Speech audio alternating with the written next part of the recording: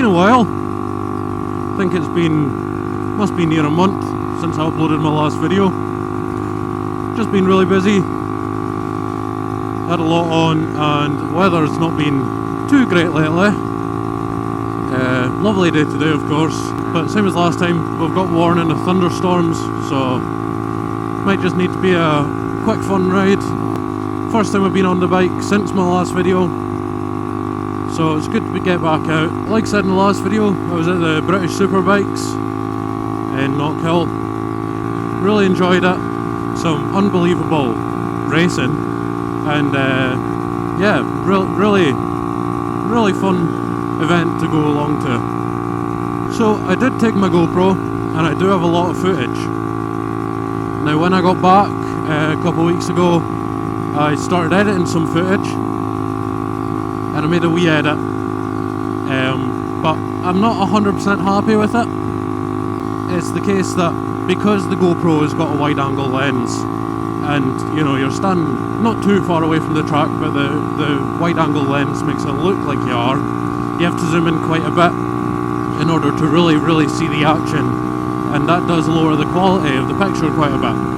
And that's the part I'm not too happy with. The edit came along okay. I've only done one wee part of it, but I just kind of gave up after that until I could get, I don't know, some kind of opinions on whether you guys want to see it, or if you mind about the resolution. I'll maybe put a wee part of it here just now, just to show you. We're not a thing.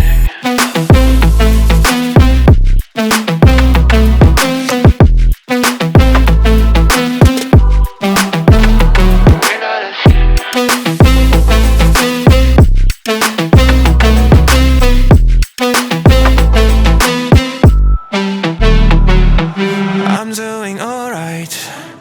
Since we are apart, you know it's always the heart first. Don't care if it hurts, you're making it worse. I'm not gonna feel a thing tonight. Not gonna feel a thing. So yeah, as I'm sure you can see, the resolution's not great.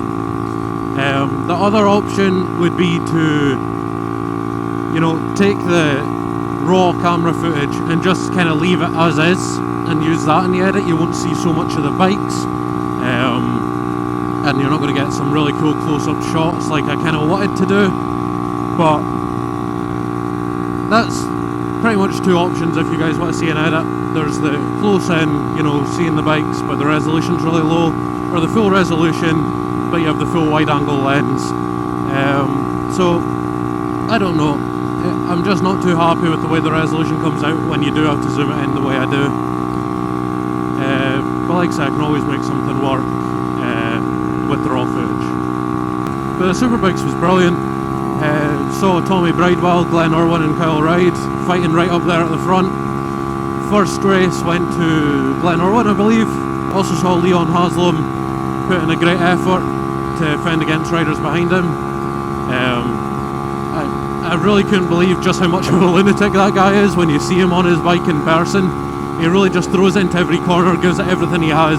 Yeah, it was just a sight to see, and like I say, some really good close racing in all the categories. So there was British Superbikes, there was National Superstock, Junior Superstock, National Supersport, Junior Supersport. There was also the, what is it? It's the Talent Cup, the British Talent Cup, and I couldn't believe the age of some of the riders that were in that championship. I was walking around the paddock and I saw some of their garages that had billboards outside, and some of these kids were 13 years old racing around Knockhill on bikes, and it was quite unbelievable really to watch them, because I know sure as hell you wouldn't have caught me doing that at 13 years old. Maybe in some kind of kart, you know, I used to love my karting and just any type of four-wheeled racing, but being on a bike at that age, going the speeds they go, and having the commitment that these guys do to really throw themselves into the corners, trust the bike and trust, you know, the team around them to build them a good bike is something else. Second race was really interesting. We were sitting on the inside of the pit straight, so in the wee centre bit of the circuit, right on the start-finish line pretty much. and the battle going on was brilliant. We saw Jason Halloran giving, I can't remember who it was either Kyle Wright, it was Kyle Wright, he was racing Kyle Wright, and then kind of screwed himself up on a line coming out of the last hairpin onto the start-finish straight, and Glenn Irwin got past both of them. Glenn Irwin then led the race pretty much until the final few laps, and then he slipped out on the hairpin, gifting the win to Kyle Wright, but that was very good. Glenn Irwin at the time was the leader of the championship, so big twist in the story, and good to see Kyle Wright get a win as well. So first race was Glenn Irwin, second was Kyle Wright, the third we saw Jason O'Halloran in the front for the first lap and a half pretty much. And then right where I was sitting, which was Clark's corner, he came off the bike, and he definitely wasn't happy about it, you could see from his body language. Came off from first, and Tommy Bridewell was now in the lead. After that, we were treated to a really good battle between Irwin and Bridewell, the two teammates at Beer Monster Ducati, or PBM, whatever you want to call it.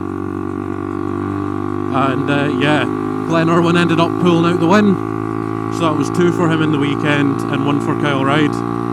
I'm sure you're not tuned in to, listen to all the results, because I'm sure you can find that on your own, but I'm just kind of giving you a summary of everything we saw over the weekend. That was the British Superbikes part. We also had, Supersport and GP2, which was brilliant. It's not a championship I follow, either is the Superstock, anything like that, but it was so easy to get into it and really kind of get your bearings just from watching a couple practice sessions of who you think will be on top, who's got the pace, and who's really committing to certain parts of the track that really require the commitment, such as the chicane and Clark's corner, the hairpin, things like that.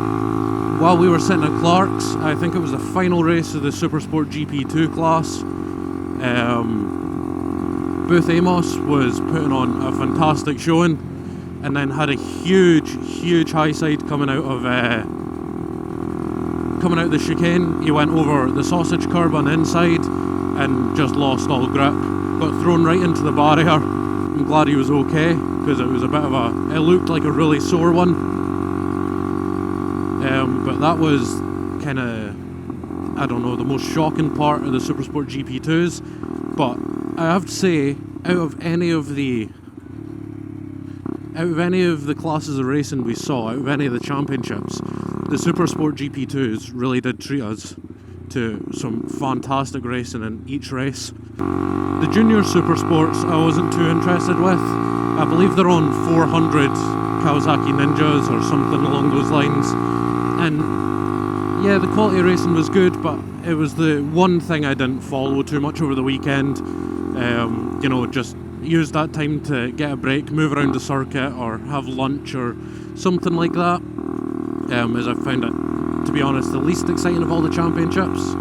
Superstock, Junior Superstock, brilliant, really good stuff, really enjoyed them. But overall, absolutely fantastic weekend, and I'll be looking to go again next year. Really good fun, and the missus really enjoyed it as well, so definitely want to be going back.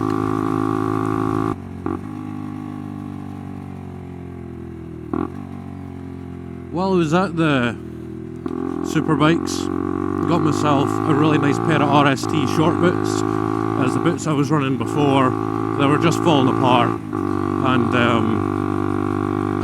I needed a new pair of boots. Now the one thing I'm noticing here is I'm really struggling to feel my gear changes. With the old boots you could really feel the clunk into gear on the lever down on your left foot, but with these not so much. They're heavily armoured around that area. So it is going to take some getting used to. I'm finding myself kind of not being too sure, maybe coming off the clutch a wee bit prematurely, but like I say, it'll just take some getting used to, and so far really comfortable. Seems to be a good purchase so far.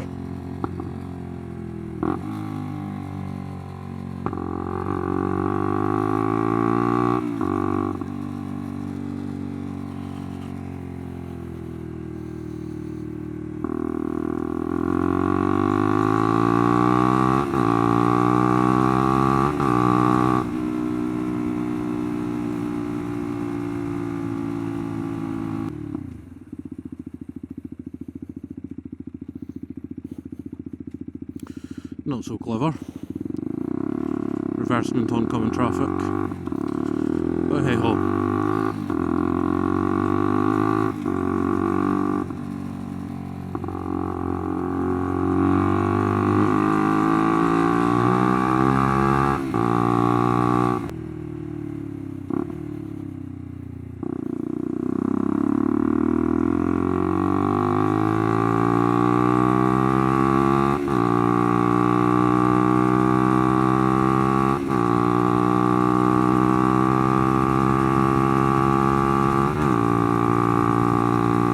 There again, I feel like maybe came off the clutch just a bit too early. While I'm getting used to these boots, just felt a bit not so nice.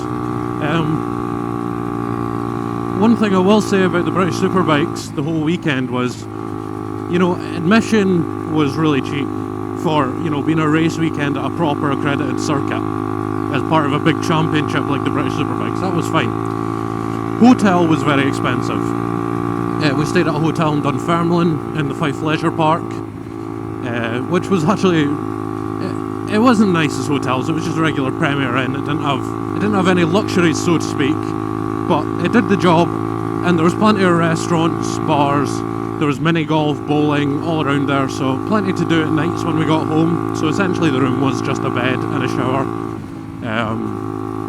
So it did everything we needed it to, but I don't think it really justifies the price. I'm sure they hike it up for the race weekends. I'm sure it'll be even worse for the touring cars that are coming up in August. We did plan on going to that, but we've instead booked a holiday abroad, so money will be going towards that instead. What was really interesting was me and the missus arrived at the hotel, and we thought, you know what, we're all unpacked, we'll go get a couple of drinks at the pub next door. And in rolls all the team members from PBM, then FHO Racing. All the team members ended up showing up, and it turned out they were staying at the same hotel as us. So that was really cool, you know, being in the mix with all the different teams before they went to the circuit.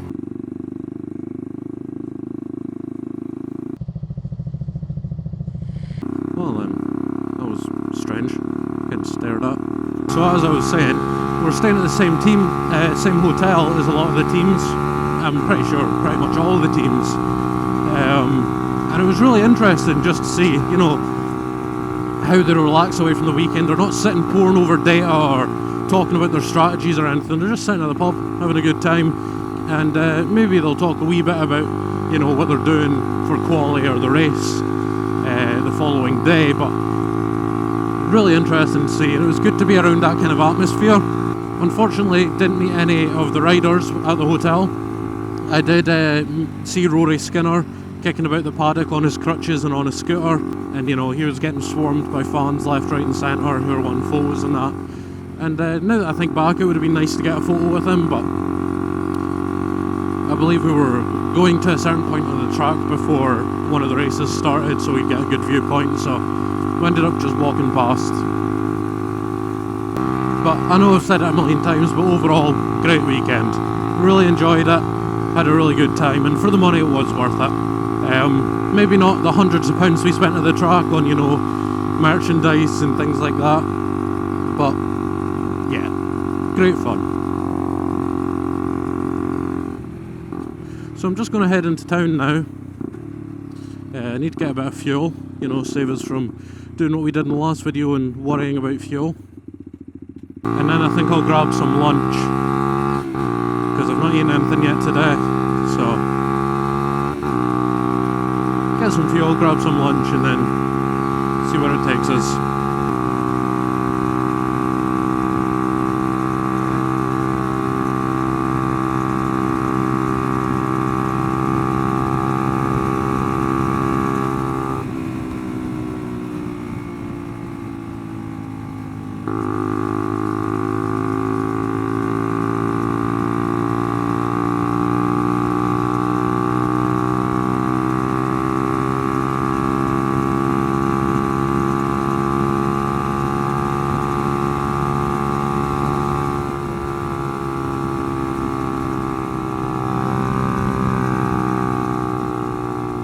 So as us coming into town now, we'll just nip to the fuel station, get some petrol, and then decide on somewhere to go for lunch.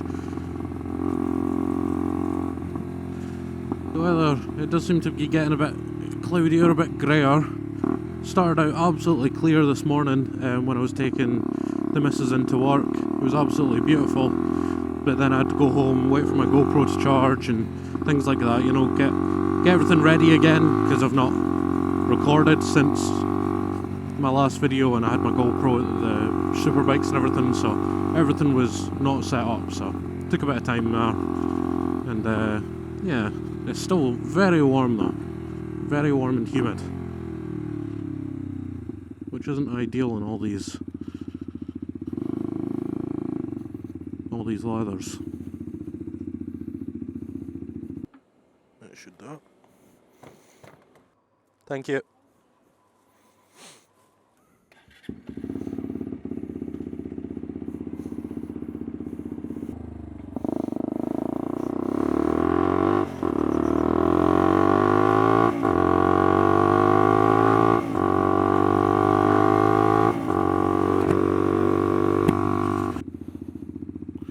Right, so now these places are open.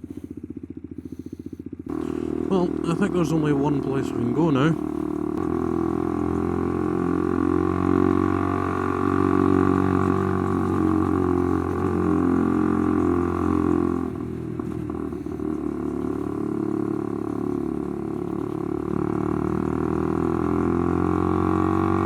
There we go.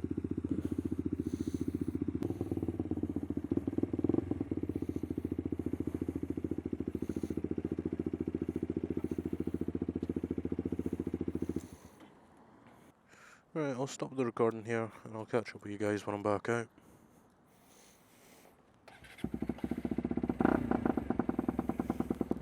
Right, that's the rain started, so I think it will just be a quick ride home and then that'll be it.